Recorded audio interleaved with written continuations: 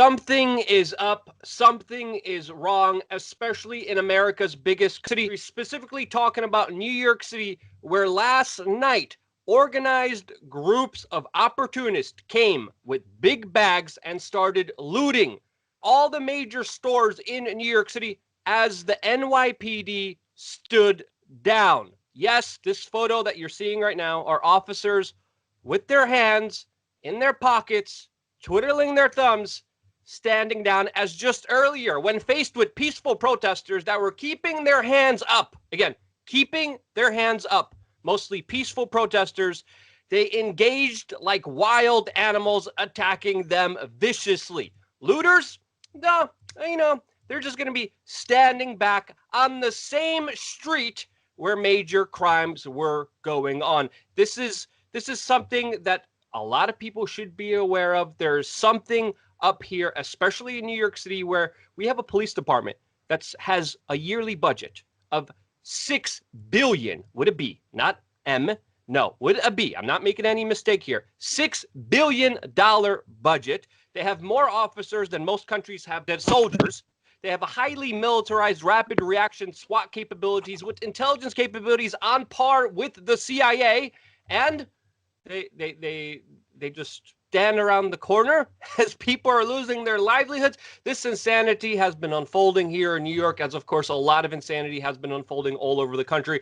And to talk about that plus a lot more, we have Josh Friedman, who of course works with us very closely here at WeAreChange behind the scenes. He is also an independent journalist, and we are going to be talking to him about specifically what is happening on the other side of the coast in Los Angeles. Josh, you've been doing on the ground live stream reporting everything that you're seeing there. You were attacked a couple of nights ago. You were bloodied up. You were robbed. You still came back out there. You're seeing everything that's happening there. Before we get into the altercations that you were involved in, what are you seeing on the ground in Los Angeles?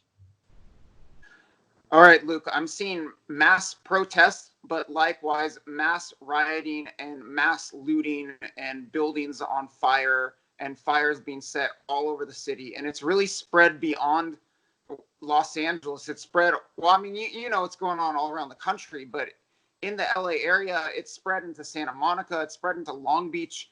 Yesterday, I was in Santa Monica where looters, there were protesters early on, and then after that, looters had taken basically complete control of the city. Not the entire city, but they had completely overrun a large portion of the business district, and they had free reign. And there was similar stuff going on in Long Beach. Downtown Los Angeles seems a little bit like a war zone. I've been in downtown LA each of the past 4 nights. Finally, the National Guard arrived yesterday, and last night someone was shot to death in LA, downtown LA. I don't know if there was any connection between that and the looting that was going on there. I was beaten Saturday night. I was beaten and robbed Saturday night in downtown LA. There have been major issues around the city, and what I saw was the worst of what I saw was actually in none of those locations. It was in Los Angeles's Fairfax district, where on Saturday there was a very large protest that then turned into rampant looting of dozens and dozens of businesses that I watched with my own very eyes, as well as fires all over the place. Sometimes 4 fires on 2 blocks with multiple businesses on fire. And I saw firefighters driving past fire to go to another fire. I probably saw that multiple times. Just utter chaos in LA over the weekend.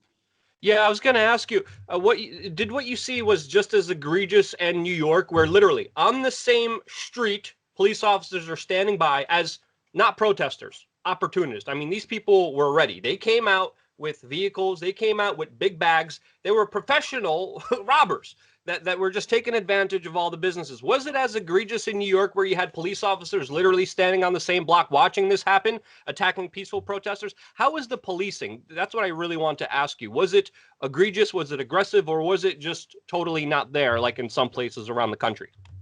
I think the Los Angeles Police Department has taken a much more proactive, I would call that, and aggressive approach to, not necessarily proactive in a good way, but proactive nonetheless, and an aggressive approach to policing this. So I've been covering the first incident occurred on Wednesday night when I believe a couple CHP, those are California Highway Patrol cars, were attacked when protesters stormed the 101 freeway in Los Angeles. But since then, starting Thursday night, and I was downtown Thursday night, Friday night, Saturday night, and Sunday night, and I would not say whatsoever that LAPD stood down. Way back on Thursday night, before action had really gotten bad in many cities around the country, LAPD declared an unlawful assembly and shut down the protest before it could have grown into something more. But then on Saturday, when there was the mass looting going on in the Fairfax district, I really wouldn't question. I mean, I didn't see any evidence that LAPD was standing down. There was so much for them to do, but there was one point when I was at a shoe store that I'd never seen more looters arrive in the span of about 20 or 30 minutes at a single store as that one. And there was a police line about 1 or 2 blocks away, actually just 1 block away, as literally I recorded hundreds of looters pouring into this one shoe store, cars driving up, people getting out, loading stuff into the cars, driving away, as there was a police line 1 block away. But I'm not really going to question LAPD's tactics with regard to that lone incident, given I don't know what other circumstances were going on, because in Fairfax at that time there were fires everywhere, there were businesses being looted everywhere, there's violence breaking out, there were clashes, plenty of clashes throughout the day in that district between police and protesters, some of which I filmed, lots of stuff being hurled at the police. And likewise, you asked, the policing has been very aggressive. So from my personal experience, I was threatened with arrest a bunch of times by police. I've had them point guns at me a bunch of times in an aggressive manner. One night when I was downtown in LA, I drove into the police blockade accidentally, and a bunch of officers pointed their guns directly at my windshield and started screaming at me to drive away and pointing the opposite direction, which was reverse.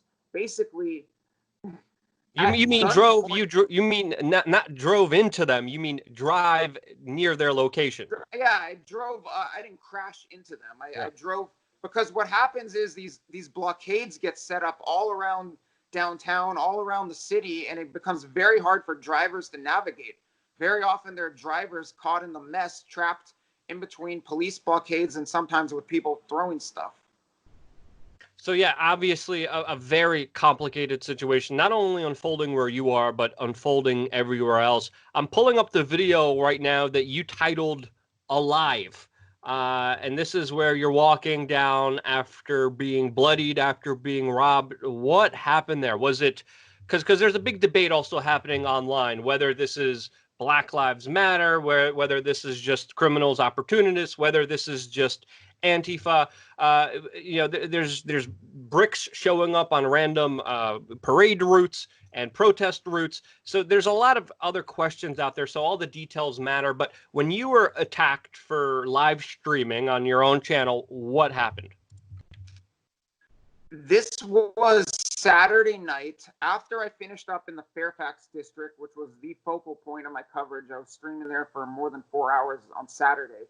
After that, I went downtown, and I had heard that there was police action around the southern end of downtown, and that's where I went. And I was planning on initially heading to a place where police were supposedly rounding up looters or in some clash with some people in the area. And on my way there, I stumbled upon rampant looting of multiple stores. And I started filming the rampant looting at it was a CVS pharmacy in downtown LA. And simultaneously, there was looting across the street at a Rite Aid pharmacy. And as I was in between the two pharmacies filming, someone started screaming out, "Snitch," or "He's filming you." And I tried walking away. Then, as people started enclosing on me, I started screaming out, "I'm press." You can hear in the video. And a gang of men, young men, I think, just all encircled me and jumped me and started beating me and kicking me all over my body. Yeah, I got the video pulled up here. Is that 6 minute and 57 second clip? I think so. Yeah, that's the I short mean, clip that you released. I'm playing the video there right now, just so the audience could also, of course, see everything that transpired as well. But so many journalists are just being attacked left and right, not just by criminals, not just by looters, not just by rioters, but also by the police officers that are also targeting targeting journalists, targeting individuals that are trying to tell the world the truth. And again, journalists are essential right now, and that's why I've been urging people, if you see a journalist get attacked, help them out, support them, prevent them from getting damaged, because they are your eyes and ears. You're doing something that's very, very important here, and we need more people out there documenting all of this, because you do put yourself at a risk, not only against criminals, but also police officers that, again, very tense situation. We pretty much are seeing urban warfare. How are you seeing this unfolding from here? How do you see this kind of going from what you're seeing on the ground? well, first, Luke, I'd like to say that I really appreciate you sticking up for me when, I'm not really getting any attention from other media on this matter. Maybe some other media tweeted it out or shared it on Facebook. I mean, the post about what happened to me. And granted, I understand that there are much bigger issues at play, and I'm choosing to put myself in a very risky situation, but we're also being of service to the viewers. We're being of service to the community at large.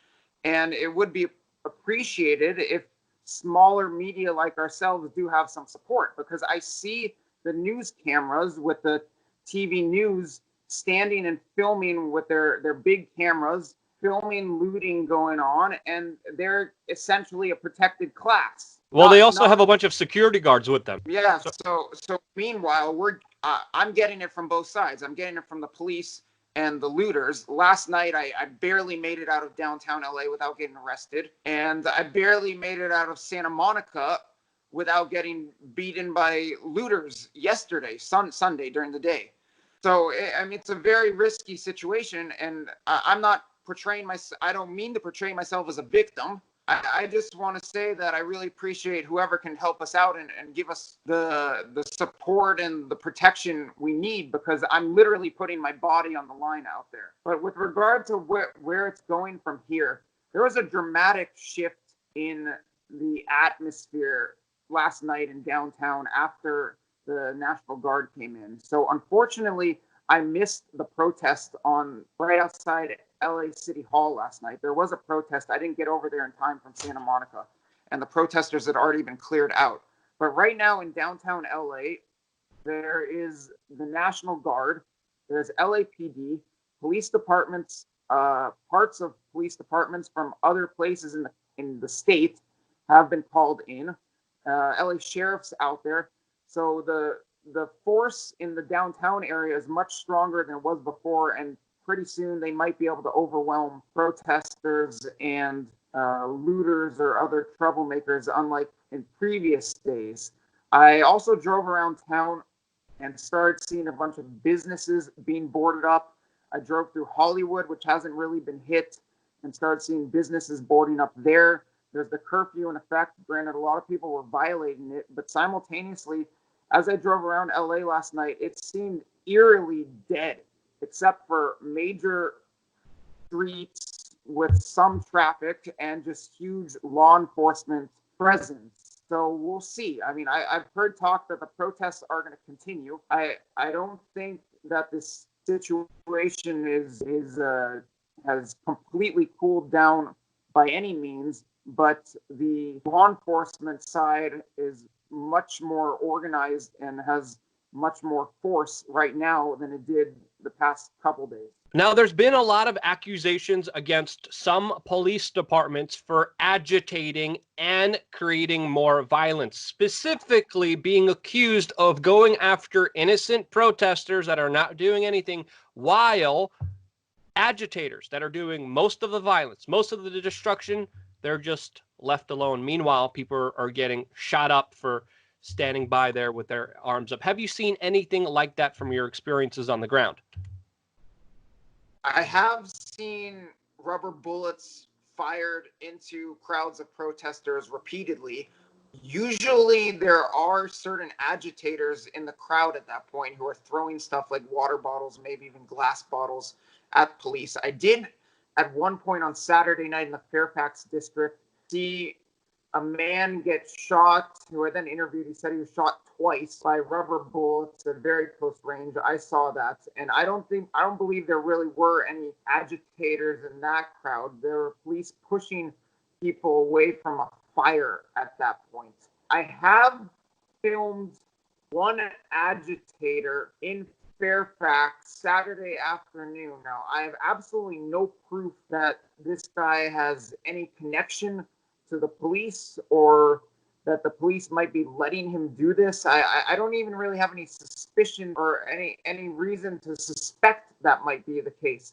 I just found it noteworthy that I did manage to film one agitator. It was a man who was wearing blue pants, a white shirt, a very colorful hat, and a face mask that also had some design or color on it as well. So he had a very colorful outfit. He was very noticeable, and I saw him walking right along the police line when there was a huge clash between police and protesters in Fairfax Saturday afternoon. And then right after that, I saw him go over to a large Whole Foods that was boarded up at the time, and he started smashing windows and ripping the boarding off. And he, along with some help from others, although he led the charge and he was the first one in there, he managed to lead a major break-in into this Whole Foods in Fairfax. And then there was rampant looting until the police line enclosed on there and drove people off. Yeah, I definitely think something is up here. I think we have to question everything, especially when we have literally UFC fighters like John Jones walking the streets and preventing businesses and property from being destroyed. I mean, I'm playing the video right now of John Jones doing this again. We have to look into what's going on. I'm going to do another extensive video into some of the bigger things, this kind of recipe for disaster that America is in right now. But thank you so much for sharing your perspective. It's a dangerous situation that you're in. Be extremely careful. As I've been telling you, man, like, hey, safety first, no matter what. Anything else you want to share? Anything else you want to tell the people out there? Anything else a part of this story that they deserve to hear from your reporting? I have gotten the question posed to me about, do I see bricks in the streets, and because I know there are reports of that around the country. I haven't seen any of that. I did film one person in Fairfax on Saturday afternoon who seemed to be somewhat of an instigator in multiple locations. He was the one who led the vandalism, the break-in, and the looting of a Whole Foods there. But I don't really have any information about him beyond that. So what I'm doing is I'm documenting. If some suspicious stuff comes up, then okay, maybe I'll have something to go off of. But I'm out here documenting as much as I can and trying to film the protesters, trying to film the police, trying to film the National Guard now, the looters, everything. I'm just out here to document, and I appreciate everyone who's been very helpful in guiding me in different directions. I've had very helpful commenters who've been guiding me to the hot spots and whatnot. And I just appreciate how this is, in a way, a community reporting job. And thank you very much, Luke, for having me on as well. Well, thank you for doing everything that you're doing right now, especially during this critical time, as of course people are being polarized. People are being divided and conquered. It's not as black and white as people try to make it out to be. We need real, unfiltered live streams of exactly what's happening that is not editorialized. We can't have the mainstream media selecting and picking whatever side they want to promote because, again, the truth here has just completely gone out the door. We need to pay attention to all the aspects, all the details to make sure that this situation that already is spiraling out of control doesn't spiral totally out of control. And some people would even argue that's already happened. What do you think? Let us know in the comment section below. Thank you so much for supporting, watching, and being here with independent media. There's a lot of forces against us. There's a lot of dangers that, of course, people face just for even speaking out right now. YouTube is, of course, downranking and censoring even just the basic commentary about this. So the only thing keeping us going is you sharing this video, getting it out there. For the few people that are doing this, thank you so much from the bottom of my heart. Stay tuned for more here on WeAreChange.org.